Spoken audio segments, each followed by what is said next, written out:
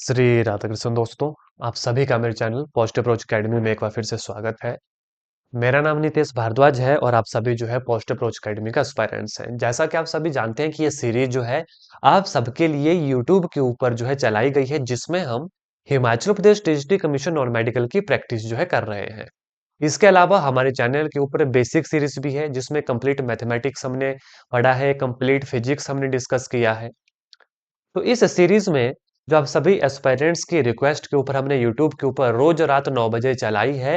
तो आज की इस सीरीज में मैथमेटिक्स के कुछ इंपॉर्टेंट क्वेश्चन को डिस्कस करेंगे, देखेंगे और हमसे एग्जाम में क्या पूछा जा सकता है। तो बिना वक्त गवाए आज के सेशन को शुरू करेंगे। उससे पहले वीडियो को लाइक कर लीजिएगा, चैनल के ऊपर नए हैं तो चैनल को सब्सक्राइब कर लीजिएगा।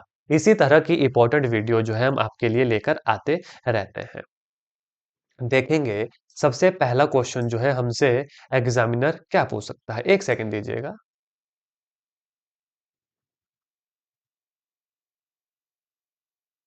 देखेंगे सबसे पहला क्वेश्चन क्या है। Let R be a relation on a set A such that R जो है आर इनवर्स के बराबर है। देन आर इज ट्रांजिटिव होगा, रिफ्लेक्सिव होगा, सिमेट्रिक होगा या नन ऑफ दिस अबव होगा। R be a relation on a set A, relation and function वाले चैप्टर से ये क्वेश्चन है और हमें बोला है कि आर जो है ना वो आर इनवर्स के बराबर है। यानी ये जो आर है ये इनवर्स रिलेशन के बराबर बोला है। फॉर एग्जाम्पल, अगर मैं कोई रिलेशन आर मान लेता हूं ए बी, हम जानते थे कि उसका जो इनवर्स है वो उल्टा हो जाता है, यानी डोमेन की रेंज बन जाती है, रेंज की डोमेन बन जाती है। तो ये बन गया बी ए। अब कंडीशन लगी ये कि आर जो है आर इनवर्स के बराबर है, यानी कि ये जो ए बी है ये हमारा बी ए के बराबर है। और हम ये जानते हैं ये कौन सी कंडीशन थी, कि ये ट्रांजिटिव थी, जी नहीं। कई ऑप्शन भी रिफ्लेक्सिव थी, जी नहीं। दिस इज हमारा कौन सा option, number C will be right answer. That is ये जो कंडीशन है ये कौन सी है, ये सिमेट्री का कंडीशन है। ये कौन सी कंडीशन है, ये सिमेट्री कंडीशन है। तो ऑप्शन सी जो है हमारा सही आंसर होगा। ऑप्शन सी क्या होगा, हमारा सही आंसर होगा। नेक्स्ट क्वेश्चन के ऊपर मैं आपको लेकर चलूंगा। क्वेश्चन देखिएगा। Period of function y is equal to mod sine x plus mod cos x. What is period, आप सभी अच्छे से जानते हैं। अगर इन लेमन लैंग्वेज में मैं बोलूं, ये एंगल में हम ऐसा कौन सा और एंगल ऐड करें कि हमारे पीरियोडिक फंक्शन की वैल्यू चेंज ना हो, और उसमें भी लिस्ट वैल्यू, सबसे छोटी वैल्यू। जैसे कि इस क्वेश्चन में फंक्शन क्या है, y है mod of sine x plus mod of cos x. यानी इसके एंगल में हम ऐसी कौन सी वैल्यू ऐड करें, और वो भी लिस्ट, लिस्ट वैल्यू होती है सबसे छोटी वैल्यू, कि ये फंक्शन जो है चेंज ना हो। पहले भी मैंने कहा आपको कंफ्यूजन आएगा पाई और 2 पाई के अंदर, है ना। लेकिन लिस्ट वैल्यू, तो जब भी एग्जाम में ये क्वेश्चन है तो ऑप्शन से जरूर इसे जो है सॉल्व करें। हम देखेंगे, देखो y ऑफ पाई बटे 2 अगर मैं करूं, मॉड ऑफ साइन ऑफ पाई बटे 2 जमा एक्स जमा मॉड ऑफ कॉस ऑफ पाई बटे 2 जमा एक्स। बड़े ध्यान से देखना पेरेंट्स, सबका ध्यान यहाँ पे चाहूंगा। ये आ गया mod of pi by 2 plus theta, first quadrant में गया, और ये बन गया कॉस ऑफ थीटा यानी cos of x plus cos pi by 2 जमा theta, it is minus sine theta. लेकिन बाहर मॉड लगा है, हमारे पास फंक्शन क्या है वही रहेगा। तो आप यहां से एक चीज देख रहे हैं कि पाई बटा 2 ऐड करने के ऊपर भी, पाई बटा 2 ऐड करने के बाद भी फंक्शन हमारा क्या रहा, फंक्शन हमारा सेम रहा। तो हमारा जो सही जवाब होगा वो कौन सा होगा, वो ऑप्शन नंबर ए होगा। भले ही आप देखें पाई पुट करके देखिएगा, y of x plus pi जो है, ध्यान से देखना, mod of sine of pi plus x plus mod of cos of pi plus x. आप देखेंगे दिस इज साइन एक्स जमा दिस इज कॉस एक्स, क्योंकि बाहर मॉड लगा, फंक्शन की वैल्यू वही है। पाई भी आंसर हो सकता है, लेकिन what is the period of the function, the least value. ये जो वर्ड है लिस्ट, इससे हमारा आंसर क्या निकला, पाई बटा 2 निकला। तो option A will be right answer for this question. सफल होने के 3 नियम, खुद से वादा, मेहनत ज्यादा, मजबूत इरादा। खुद से वादा करेंगे ना कि हमें एग्जाम में अच्छे मार्क्स लाने हैं, तो जरूर वादा पूरा होगा। लेकिन वादे के अकॉर्डिंग दूसरा पॉइंट, मेहनत ज्यादा, मेहनत भी ज्यादा करना पड़ेगी। और मजबूत इरादा, इरादा भी जो है मजबूत होना चाहिए। मैं आपको ये भी बता दूं एस्पायरेंट्स, हमारे चैनल के माध्यम से जो है नए बैच में, है ना, मैं पेड बैच की बात कर रहा हूँ, पेड बैचेस भी हमारे चैनल के माध्यम से चलते हैं। नए बैच की एडमिशन शुरू हो चुकी है। अगर आप भी इंटरेस्टेड कैंडिडेट हैं जहां पर आपको डिटेल से पढ़ना है, बेसिक से पढ़ना है, आज ही इस दिए गए व्हाट्सएप नंबर के ऊपर मैसेज कीजिएगा और टीजीटी कमीशन के बैच के बारे में जानकारी लीजिएगा। बहुत जल्द इसकी क्लासेस शुरू होने वाली है। आ जाएं। वैसे तो आप हमारे साथ देखिए टेलीग्राम के ऊपर जरूर ज्वाइन कीजिएगा, डेली अपडेट्स मिलती हैं क्लासेस की भी और अदर जानकारी भी। If z जमा 4 is less than equal to 3, then maximum value of z जमा 1। देखो बड़े ध्यान से, mod ऑफ z प्लस 4 जो है लेस देन इक्वल टू 3 है। हमें बोला मैक्सिमम वैल्यू किसकी, z जमा 1 की। अब देखो क्वेश्चन कैसे सॉल्व किया जाएगा। मैक्सिमम वैल्यू आप देखेंगे, इसे क्या मैं ऐसे लिख सकता हूं, देखो इस 1 को मैंने ना 4 - 3 के फॉर्म में लिखा। क्यों? कि जो गिवन था हमें, जो हमें गिवन है उसका भी यूज हो जाए और हमारा काम भी बन जाए। अब देखेंगे, जब ये लिखा, यहां पर हम मॉडुलस की प्रॉपर्टी लगाएंगे तो इसे लेस देन और इक्वल टू क्या लिखा जा सकता है, इस तरीके से प्लस मॉड ऑफ -3 लिखा जा सकता है ना। मॉडुलस की प्रॉपर्टी आप सबने पढ़ी है।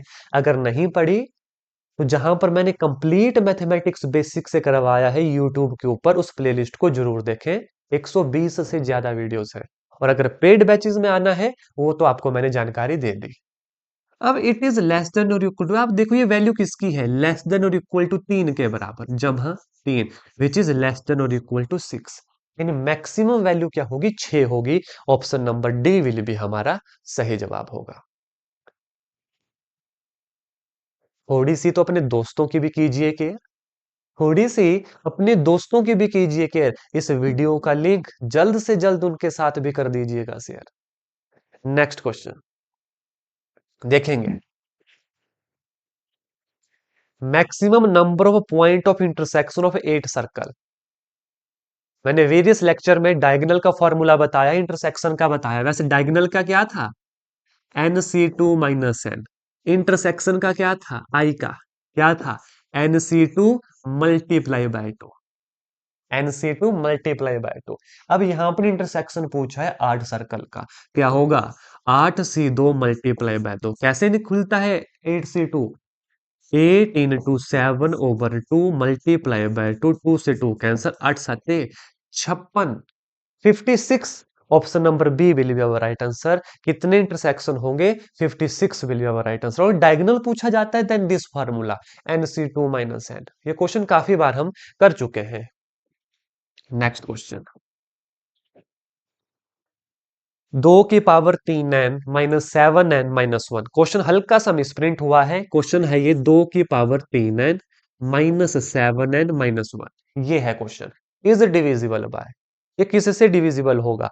देखो बेहद आसान क्वेश्चन, ऐसे क्वेश्चन जब भी है put n equal to 1, n equal to 1 से क्या काम होगा, नहीं होगा, छोटी रह जाएगी वैल्यू।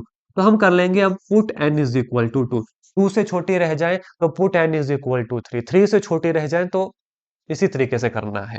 करेंगे पुट, 2 की पावर 6 -7 2 = 14 -1 कितना आ गया, 2 2 4 2 8 2 16 2 32 2 64, 64 -15 कितना आ गया, 14 में से 5 गए 9, 5 में से गए 4, 49। किससे डिवाइड होगा, ऑप्शन नंबर है, सीधा सिंपल एज दैट, 49 से तो डिवाइड होगा ही। ऑप्शन नंबर ए विल भी हमारा राइट आंसर। तो इसी तरीके से आपको ये क्वेश्चन करने हैं। नेक्स्ट चलेंगे, देखेंगे the number of term in the expansion. अगर आपको बेसिक याद होगा तो आप जानते होंगे x जमा वाई की पावर है तो नंबर ऑफ टर्म्स कितनी होती हैं, n जमा 1। ये नंबर ऑफ टर्म हमारे कहलाते हैं। देखो बेसिक तो होना ही चाहिए, तभी आप इस टाइप के क्वेश्चन सॉल्व कर पाएंगे। और इसी तरीके की डेली प्रैक्टिस के लिए चैनल को सब्सक्राइब कर लो, बेल आइकन को जरूर प्रेस करो, ताकि जब भी हमारी क्लास अपलोड हो तो वो यूट्यूब आपको नोटिफाई करे। देखिएगा क्या है क्वेश्चन, 1 जमा 3x + 3x² +x³ की पावर 6। अब आप बोलोगे सर यहां पे तो इतनी सारी वैल्यू, लेकिन फॉर्मूला तो आपने 2 टर्म का बताया। लेकिन मैं आपको बोलूंगा कि आपने a + b का होल क्यूब का फॉर्मूला पढ़ा है, क्या पढ़ रहा है? ए की क्यूब बी की cube plus 3a² B plus 3b² है। यस। तो अब देखेंगे ये क्या बना, 1 जमा x की क्यूब उसकी पावर 6।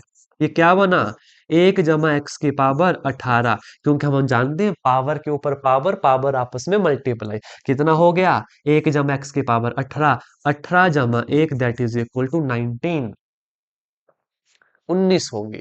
ऑप्शन नंबर कौन सा, सी विल बी हमारा सही जवाब। इसी तरीके से हर क्वेश्चन आपको समझा के बताऊंगा, इसी तरीके से आपकी प्रैक्टिस करवाऊंगा, बस हमारे साथ डेली बने रहिएगा। फिर वो यूट्यूब ही क्यों ना हो, चाहे फिर वो हमारे पेड लेक्चर ही क्यों ना हो। अच्छे से अपनी तैयारी करनी है, इसी तरीके के क्वेश्चन आपको पढ़ना पड़ेंगे, इनके ऊपर आपको पढ़ पढ़ कर कमांड बनाना पड़ेगी। और चैनल के ऊपर प्लेलिस्ट बनी हुई है सब्जेक्ट वाइज, आज के आज अभी के अभी विजिट कीजिएगा। और टेलीग्राम को अगर सीधा सर्च करना है, सर्च कीजिए टेलीग्राम पर, इसको डबल एच लिखिएगा बाद में। और अगर लिंक चाहिए तो डिस्क्रिप्शन, इस वीडियो की डिस्क्रिप्शन बॉक्स में मिल जाएगा। नेक्स्ट क्वेश्चन देखो, ध्यान से देखना। आप देखेंगे कि कैसे ये क्वेश्चन एग्जाम में हमसे पूछे जा सकते हैं। Sum of all 2 digit odd number, सीधा ये पी का क्वेश्चन। इससे पहले हमें सीरीज पता होनी चाहिए, 2 digit odd number, 11, 13, 15, 17 so on 99। अब सम का formula SN, n/2 a/n। n हमें पहले निकालना पड़ेगा, n निकालने के लिए फॉर्मूला nth टर्म का an, a/n-1 × d। हर एक फॉर्मूला बारीक से बारीक, टिपिकल से टिपिकल आपकी टिप्स के ऊपर होना चाहिए। और वो कब होगा, जब आप क्या करेंगे, प्रैक्टिस करेंगे, प्रैक्टिस करेंगे, प्रैक्टिस करेंगे। देखिए an कितना है, 99। a पहली टर्म 11 प्लस n हमें निकालना है, व्हाट इज d, दो दो का गैप, आप देखो दो। तो n-1 × 2, 99 - 11 88, n-1 44, 2 से क्या होगा, डिवाइड होगा, n कितना आ गया, 44 + 1 दैट इज 45। 45 यहां पुट करूंगा, 45/2, what is a, 11, what is l, l is अंतिम टर्म, लास्ट टर्म, कितना बना 45/2, और ये बना 110, 9 1 10, 9 10 और 11, 2 से काटूंगा, 2 5 जार 10, 10 बना, 2 5 जार 10, कितना बना ये 45 × 55। अब ये तो मल्टीप्लाई करना पड़ेगा, कर लेंगे हम यहाँ पर। 45 × 55, 5 5 25, कैरी 2, 5 के 20, 2 22, 5 5 25, कैरी 2, 5 के 20, 2 22, 5 7 4 2। कोई ऑप्शन है 2475? Yes, we have our option number B. देखो अभी मैं सॉल्व करवा रहा हूं आपको, तो आपको लगेगा कि थोड़ा सा टाइम लग रहा है, लेकिन जब आप एग्जाम में करने बैठेंगे, ना तो हम ये फॉर्मूला लिखेंगे, ना तो ये फॉर्मूला लिखेंगे, उस समय हम सीधा सॉल्व करते हैं। तो यहां पर जितना समय लगता है सॉल्व करने से, उससे आधा समय फिर एग्जाम में लगता है। Is that clear? Next question के ऊपर मैं आपको लेकर चलूंगा। ये तो वही क्वेश्चन है ना, ये तो वही क्वेश्चन हमारे पास आ गया।